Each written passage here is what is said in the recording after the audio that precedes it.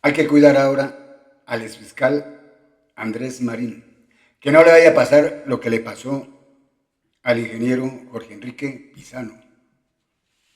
Por saber mucho, lo mandaron a callar, lo envenenaron. Y eso fue, dicen ya, que fue el exfiscal Néstor Humberto Martínez, alias el doctor Cianuro. Entonces, aquí si uno sabe la verdad, es mejor cuidarse, porque lo mandan a callar. Y eso que no le vaya a pasar al exfiscal Andrés Marín. Tenemos que cuidarlo, rodearlo, porque así como él sabe mucho, y hay mucha gente que quiere aportar a esta información, que no se queden callados, que los cuiden, porque los enemigos son muchos. Entre los están politiqueros, está el mismo Estado. En todo caso, tienen que cuidarlo bastante para que se sepa la verdad de todo lo que se ha cometido. Buenas noches, bienvenidos. El fiscal Andrés Marín investigó durante años a alias Papá Pitufo, pero ahora está cuestionado por la fiscal que asumió el caso del Pitufo, luego de que él fuera removido. Su caso habla de una actividad criminal de al menos 10 años y el de la nueva de solo 2. Él le concedió a Noticias 1 una entrevista para explicar su situación y dejar en claro que no tiene intenciones de suicidarse. Si a mí me pasa algo es por todo este escándalo mediático.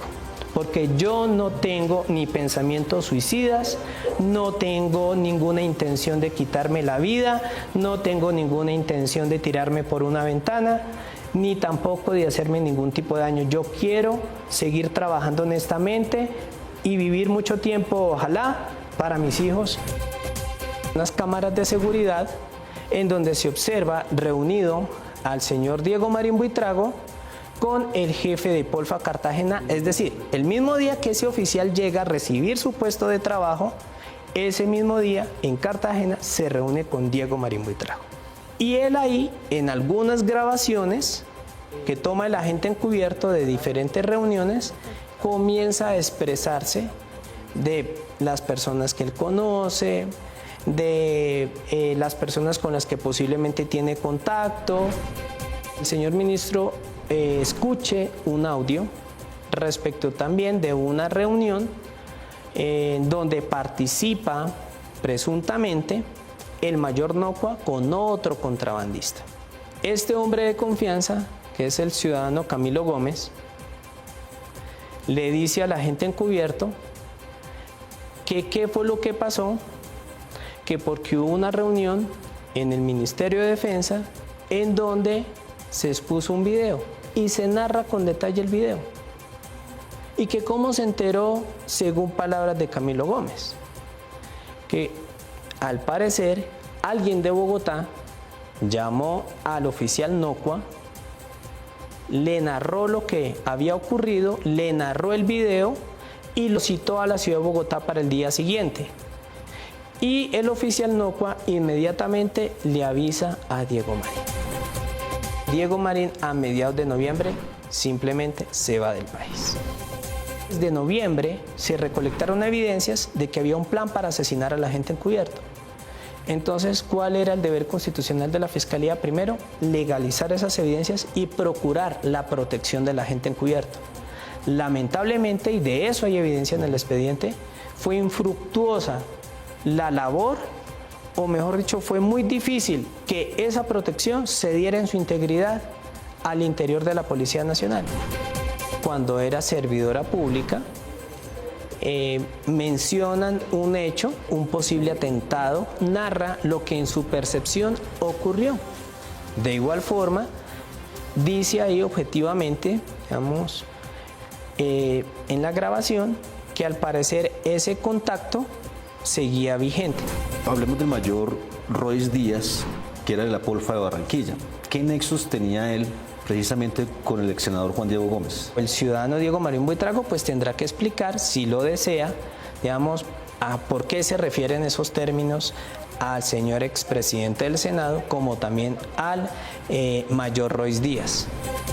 Los contrabandistas son empresarios que buscan garantizar que su mercancía ingrese sin problemas y llegue ingrese sin problemas al territorio aduanero nacional y luego transite por el territorio colombiano sin ningún inconveniente hasta llegar a su destino.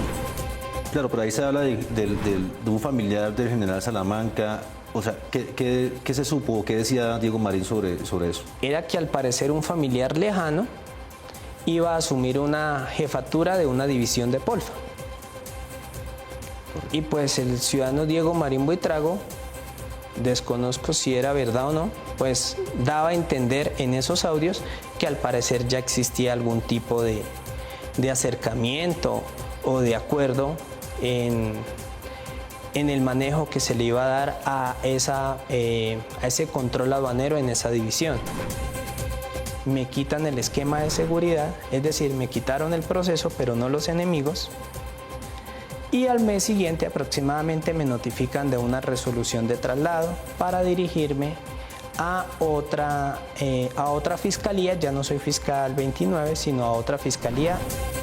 No hay una investigación que tenga que ver con que estén verificando mi actuación como fiscal o no, sino que ahí lo que ocurre es que el mayor Peter Steven Nocua denuncia y solicita que se investigue cómo Noticias 1 obtuvo la grabación de una audiencia que en su sentir lo está haciendo quedar mal. Una de las sorpresas en las grabaciones del Papá Pitufo es el involucramiento de la funcionaria de la DIAN que sufrió 3 atentados luego de neutralizar parte de sus operaciones en Buenaventura. Ella sostiene que se trata de una trampa para evitar que ella fuera nombrada directora de aduanas por Petro. Miguel Ángel. María Fernanda, en el mismo sentido buscamos la reacción del expresidente del Congreso, Juan Diego Gómez, que no obstante dejó en visto nuestro mensaje. Sin embargo, hace pocos minutos también dijo que nos atengamos al comunicado que esta semana publicó. En la entrevista exclusiva con Noticias 1, el fiscal Andrés Marín se refirió a la exjefa de aduanas de la DIAN, Claudia Gaviria, mencionada por Papá Pitufo de recibir coimas. Que al parecer tenía contacto con la señora cuando era servidora pública. Mencionan un hecho que es conocido por la comunidad y es un posible atentado que se hizo en el municipio de Buenaventura. Dice ahí objetivamente, digamos, en la grabación, que al parecer ese contacto seguía vigente. Desde el exilio al que la forzó el atentado en su contra luego de los golpes que la DIAN asestó a la organización de los Pitufos en Buenaventura, ella explicó que tal mención hace parte de una estrategia de desprestigio en su contra. Que mi hipótesis, y lo estamos manejando con mi abogado, es un entrampamiento. Definitivamente, en el evento de que yo volviera a la DIAN como directora de aduanas, pues obviamente era una trampa que me querían armar para después mostrar que yo era una funcionaria corrupta. Gaviria explicó que escuchó mencionar a alias Papá Pitufo, pero que nunca tuvo contacto con él. A pesar de que ya se tenían conocimiento de este señor, de este y otros muchos pitufos que hay en Colombia, cuando llegamos a Buenaventura también escuché a este señor donde decían que era el dueño de Buenaventura. Dentro de todos los nombres que resultaron salpicados por Papá Pitufo, apareció el expresidente del Congreso, Juan Diego Gómez, de quien Papá Pitufo hablaba en términos criminales.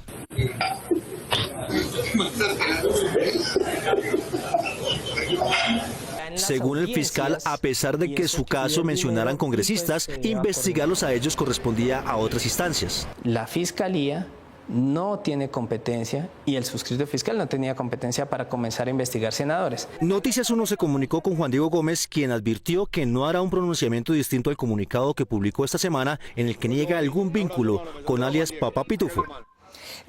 Él está dando testimonio que no se quiere suicidar, que por ningún momento ha pensado en quitarse la vida o tirarse de las escaleras, todo eso. Porque así son de mañosos estos criminales. Por callarle la boca a una persona, ¿qué tantas marrullas se hacen estos malditos? Entonces, hay que cuidarlo. Hay que decirle al gobierno que cuide mucho a este señor. Hasta pronto. Si les gusta este video, compártalo, suscríbase, denle like para seguir haciendo más contenido. Y tienen que denunciar a todos esos bandidos.